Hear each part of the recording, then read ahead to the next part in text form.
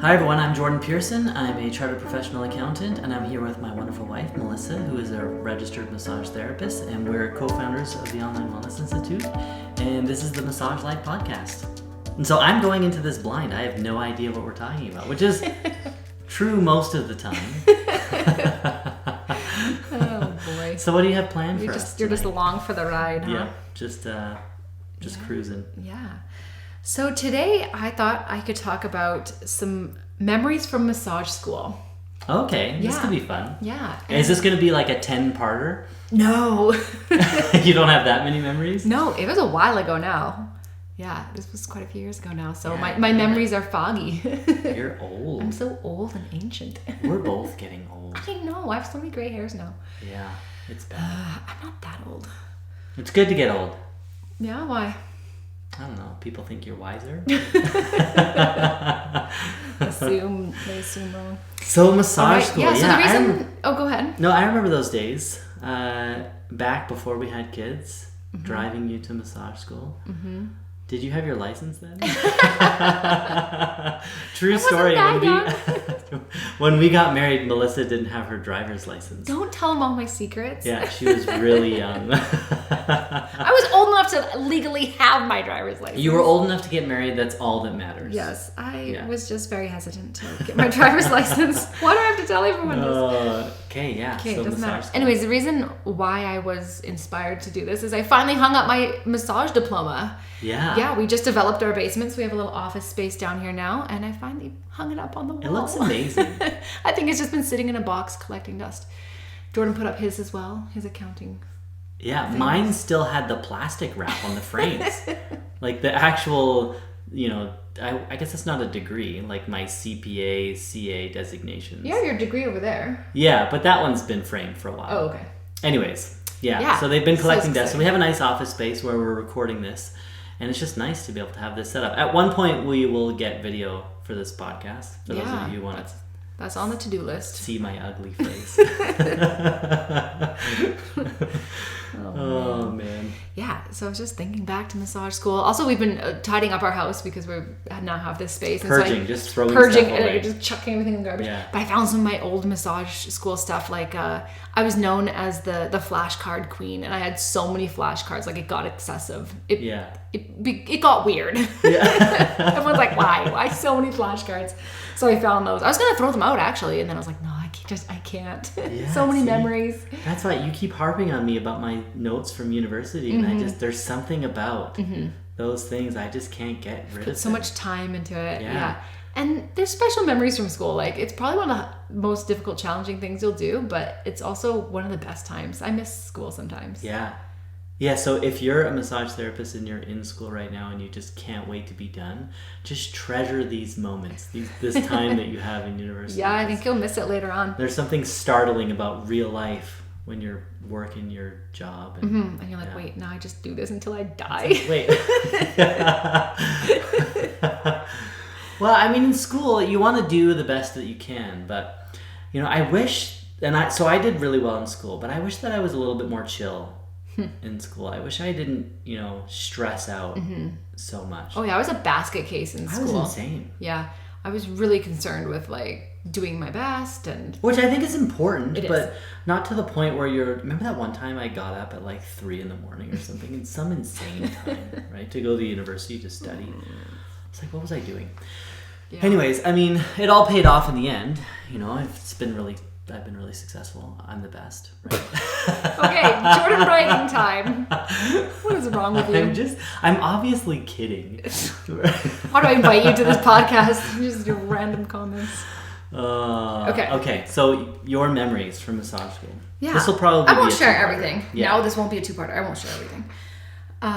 The first thing I wanted to talk about was that I did think massage school was a lot harder than I thought it was going to be. In my head, and maybe the general public assumes this as well. It was a surprise for me as well. Was it? Yeah, I just assumed you would go, you'd just massage each other, and then you'd come home, you'd massage me, and then you would just sleep peacefully at night, and then go back and do it again, right? But that was not the case. You'd come home, to your point from earlier, you started making flashcards like a psychopath, right? It's like, why do you have to know all these muscles? Well, it was and all more than these just things. it was more than just muscles. So that's why I knew I would have to memorize all the muscles, the origins, insertions, fiber direction, nerve innervation. Like that made sense to me. Right. But no, I had to learn all the body systems. I remember learning about the urinary system, and I was like, why? Well, you might as well just become a doctor. Well, I don't think it's to Right? that degree. No, I had a friend who originally took nursing. She dropped out of nursing because she said, "This is too hard.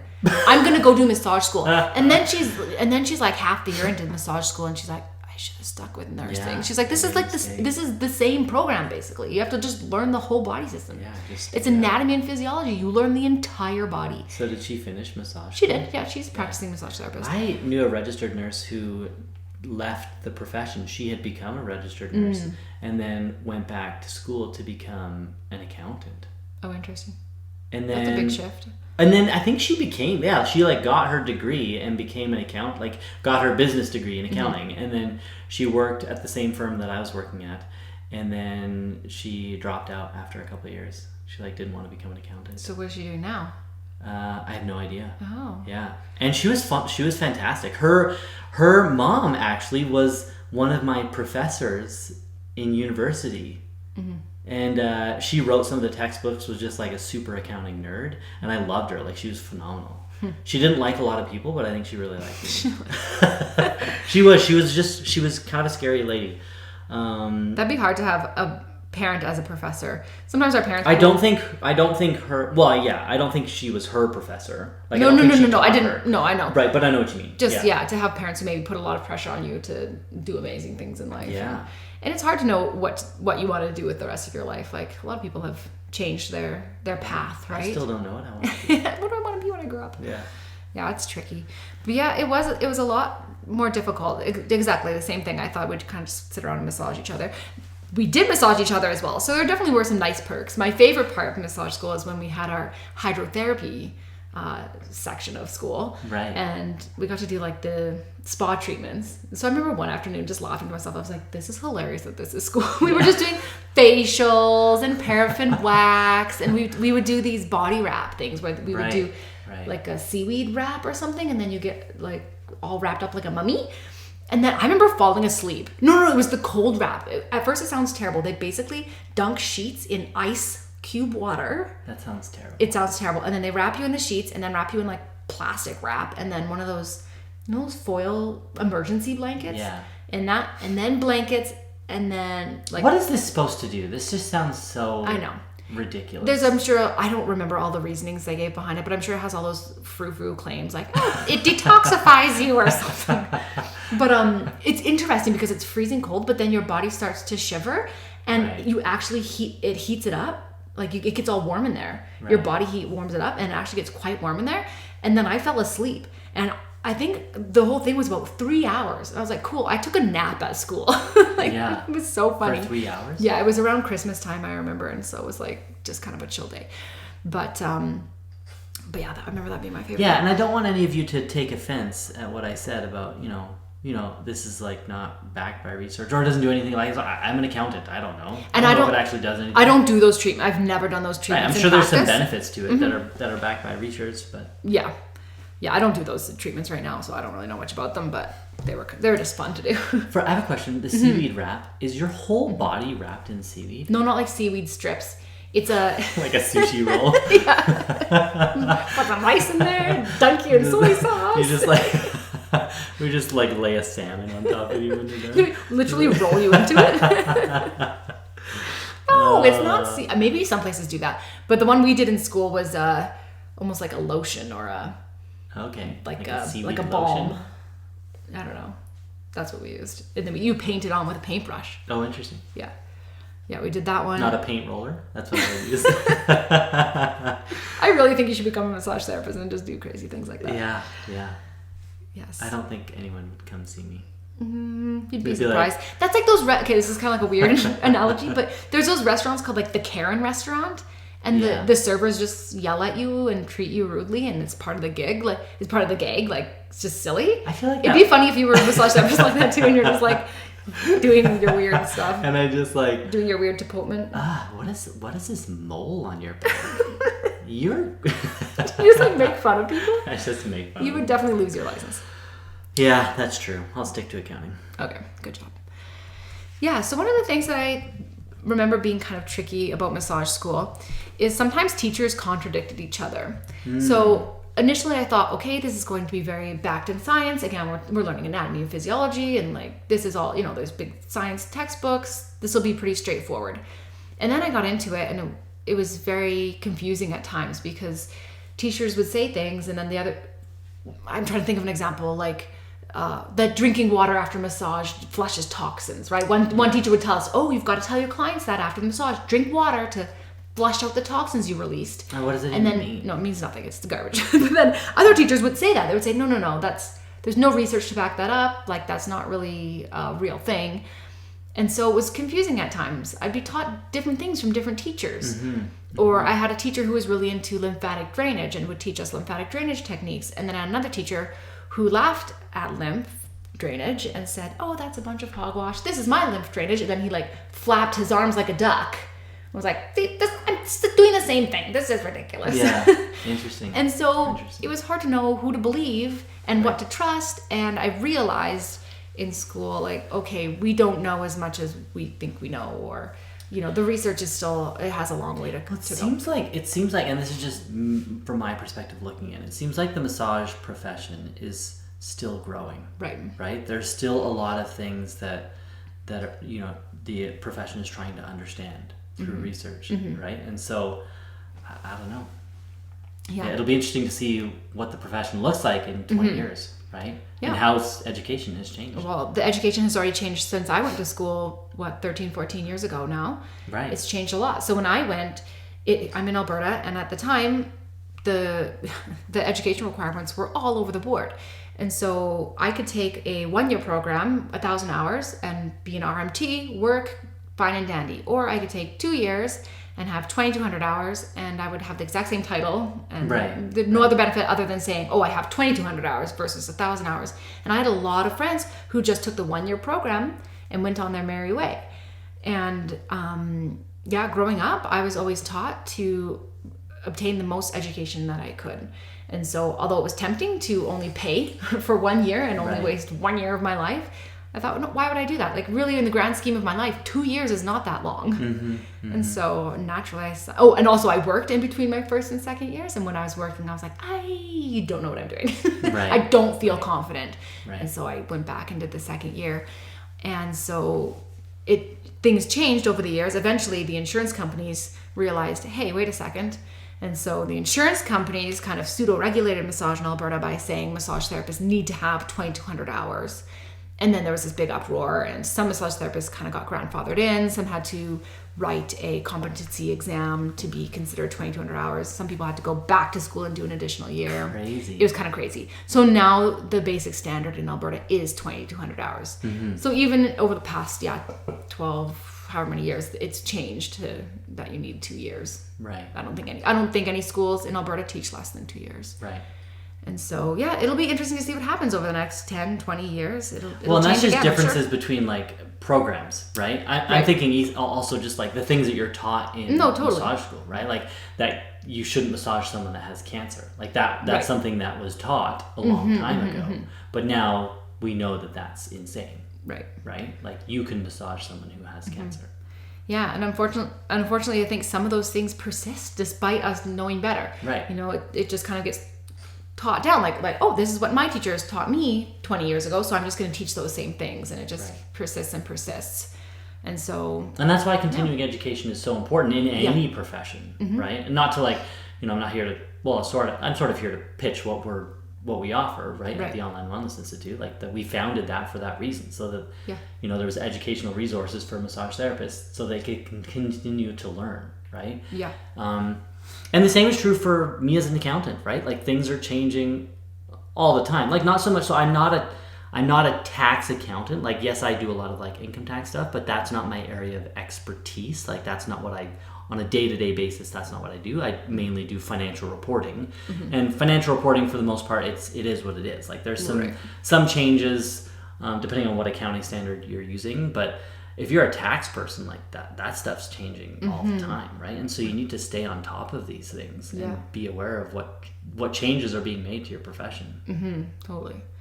And I think the thing I miss the most about massage school is just sitting at the feet of someone who knows more than me and listening to that. And I loved that experience of like, teach me, right? Impart your knowledge to me. And we can get that same experience on a micro scale from continuing education.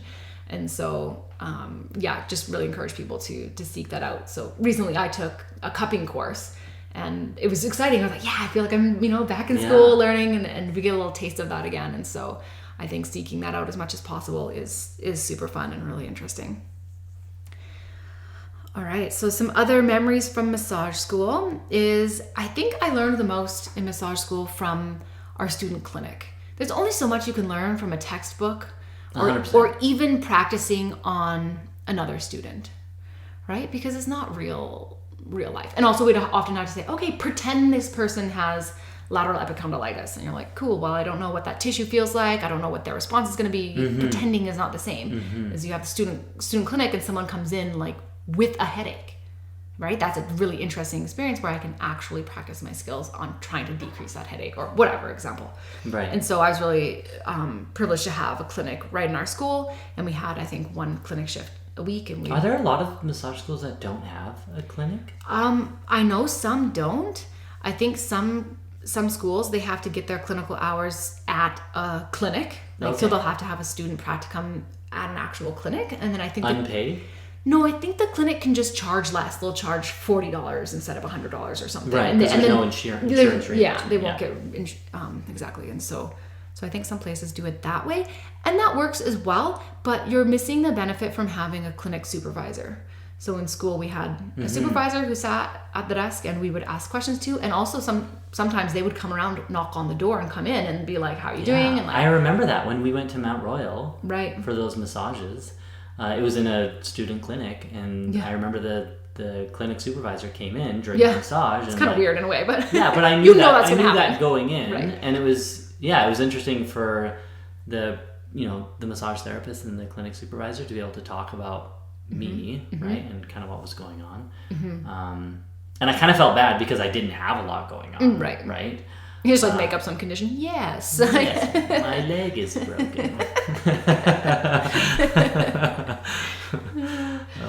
Anyways. I remember one time in the student clinic, someone came in and he just wanted a massage.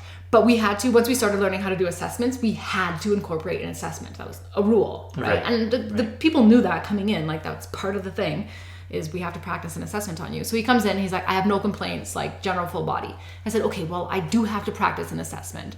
And he was like arguing with me. He did not want me to do an assessment. He was just eager to, he wanted to max. Really? Yes. He wanted to max out his massage time, right? Oh, buddy. He didn't want me to waste 5 minutes. I was like, it's a student clinic. It's a student clinic. What do you think? They were paying like $20 for the massage. I was so mad. And so I said to him, okay, well, I have to. So I just picked a random joint. I said, okay, we'll do your wrist because it's just like easy. I was like, okay, let's check the range of motion of your wrist. So I'm checking the range of motion of his wrist and it's like super decreased. I was like, buddy, you can hardly extend your wrist. And he goes, oh yeah. Both of them? No, just one. Just one. He couldn't extend it very far. And I was like, what's going on with your wrist? And he's like, oh yeah, well, I broke it. I was like, I broke it last year. That's so crazy. And yeah, he did not say that in his intake form, nothing, right? Right. And so I was like, okay, that's interesting. That's so funny. Yeah, people are funny. People, so cute. They're like, just massage me. So yeah, the student clinic was super helpful. And then, one thing that's interesting is, so I recently hired a contractor and I was talking to her. She said, I was able to have a student clinic. I was like, okay, yeah, that's cool. And she's like, well, a lot of her friends at other schools, they did not get the chance to do a clinic because of COVID. Right. And so she was like, yeah, it's one of the perks of my school. Like we kept our clinic open over COVID. And so I feel really bad for students who are graduating and have never practiced on the general public. Right. And not to scare anyone who's listening who maybe didn't have that experience. You can definitely catch up, but I feel bad. It's hard. Yeah. Well, it's just nice to be able to practice in a setting where, for the most part, you're not going to be judged or criticized by the person, like the client, right? Like I know, like when I go into the setting, it's like, okay, I'm paying $20. Like, The expectation's low. The expectation is super low. Yeah. Right? And so if you do anything weird or you mess up or whatever, right? Like, don't worry about it. Like, you're here to learn and to practice in a non-judgmental setting. Yeah. That's why Joe Schmo, you're talking about, like, with his wrist. Oh, yeah. Like, Mr. I don't want an assessment. I love you were like, Joe Schmo. Yeah, I'm looking at you like, who is Joe Schmo? Yeah, our friend, Joe Schmo. If Schmo was my last name, I would definitely name my kid Joe. Yeah. Oh, man. Yeah, I think if someone didn't have the experience of having a student clinic, the second best thing is to just practice on as many family and friends as you can. Friend members. Friend members is what I was going to say. I'm like, that doesn't sound right. Family members and friends. Right? Yeah. And I did that in massage school, even in addition to the student clinic. Yeah, you practiced on me a ton. Yeah. Yeah. I miss those days. We should bust out the massage table. No. Wow. Okay, what else can we talk Any about? more memories? Yeah, in addition to the student clinic, the other thing that was really helpful was we had an outreach program. So similar to the clinic, but this is when we actually drove to a place and did massages there. Right. So some of the experiences I had were going to like COP for the athletes. So we would I'd work on some guys who did bobsled and they did gymnastics and all sorts of things. But that was really interesting. And then we did a women's shelter outreach, and we went to that would have been interesting. Yeah, it was really interesting. It was very sad. It was really eye-opening for sure. But it was really nice to be able to offer some, like a break for those women. Totally. And then we also did a pregnancy outreach at a high school that's for pregnant moms. Oh, wow. Yeah, it's a whole school. Full of pregnant moms? Yeah. Or whole high school? Yeah. It's a complete high school with just pregnant moms, or if you have kids and they have a daycare right in the school, a daycare. Crazy. So you can bring your kids and you can finish school.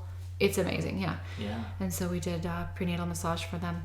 So that was a really interesting experience, and I'm so glad our school had that. I don't know if that's a common thing for schools to have or not, or if that was a unique feature of my school. So tell me on social media if that's something your school had, because I'm curious about it. Mm-hmm. And then another part of school that I really loved was our case study program. So again, I'm not sure if that's a common feature of massage school, but at our school in the second year, we all had to complete a case study, which was 10 massages. We had to start with an assessment, a midway assessment, assess at the end, and check the progress of the client. And we had to pick someone that had a condition. Right. And so that was a really good experience. And then you had to write up this big report, and then you had to do a big presentation. It was a pretty big deal. Mm-hmm, mm-hmm. And that was actually one of the fundamental experiences that I had that helped me be able to grow my practice, because I did mine on TMJ, and we had I think they took the top couple from our school and then submitted them to this contest with Massage Therapy Foundation, and then mine got second place. Yeah. And then I was able to get it published with the International Journal of Therapeutic Massage and Bodywork, which is like the longest journal title ever. And so that was a really fascinating experience to go through. To edit that and have that be published. And so that was a really good experience, just being able to, even aside from writing the report and all that, just being able to follow somebody over 10 sessions is really interesting. Because often in the student clinic, you just see a random person and never see them again.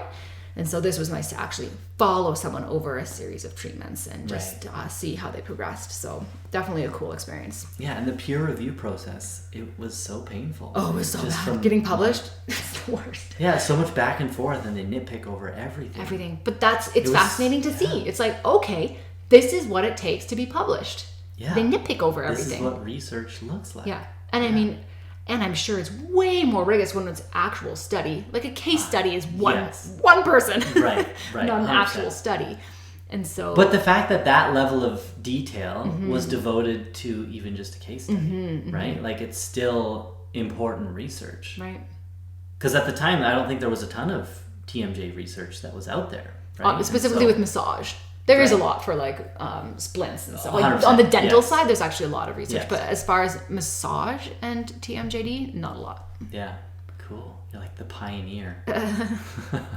Hardly when it's just one person. So, I would eventually in my life love to do a case series, which is take a couple people and follow them. But right, we'd have to put in my spare time. Yeah. There's not a lot of funding for massage therapy research, unfortunately.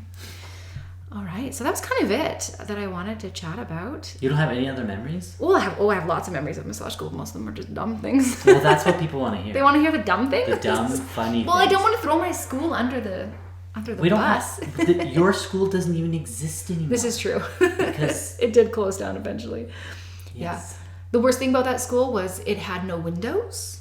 Ooh, Yeah, so it was a massage school. It was just massage school. It was in like an industrial area, office space. Yeah.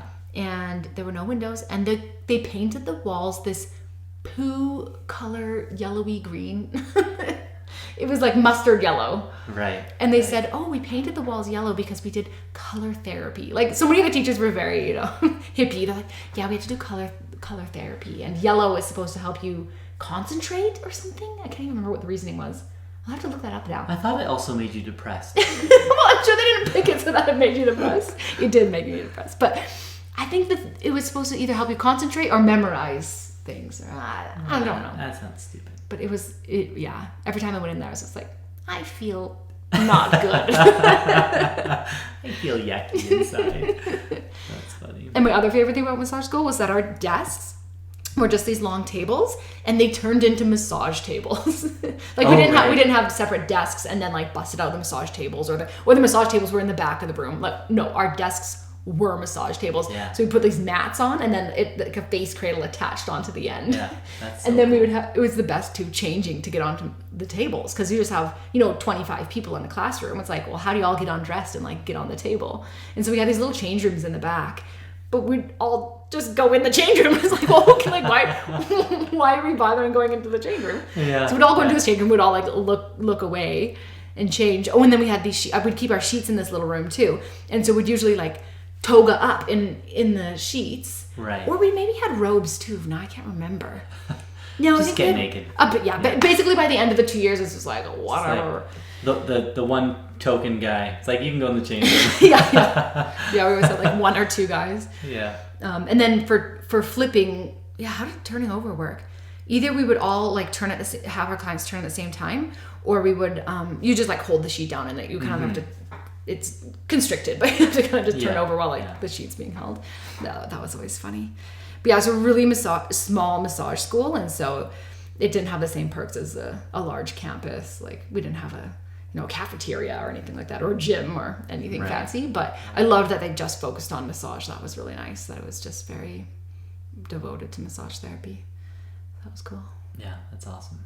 Okay, anything else? Is there going to be a part 2? You can share all of the funny experiences. The funny things? You didn't share any funny things. I'm saving all of my funny and embarrassing moments for our next embarrassing moments session. Okay, sounds good. Unless, do you have any memories from when I was in massage school? Not that I can think of. I remember one time, so you're right, we only had one vehicle. At the time. And I remember, while I was in massage school, I also worked at Old Navy folding t-shirts. Oh, jeez.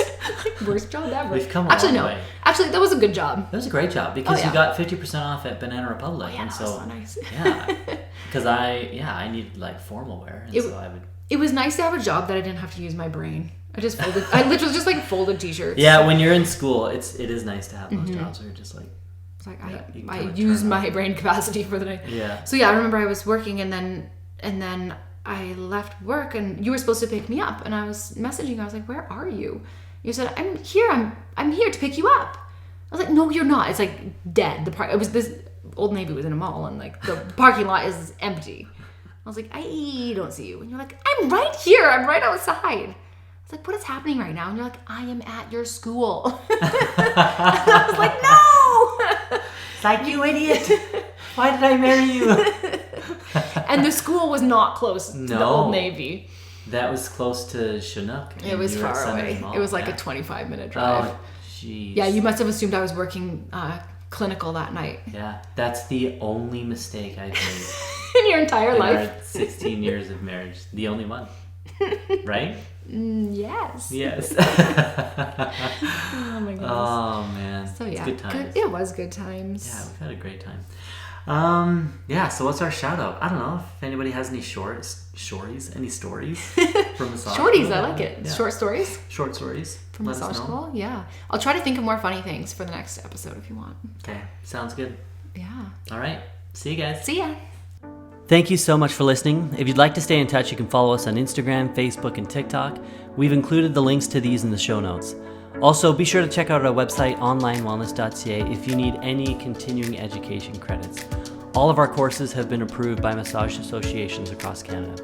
Anyways, we'll catch you next time.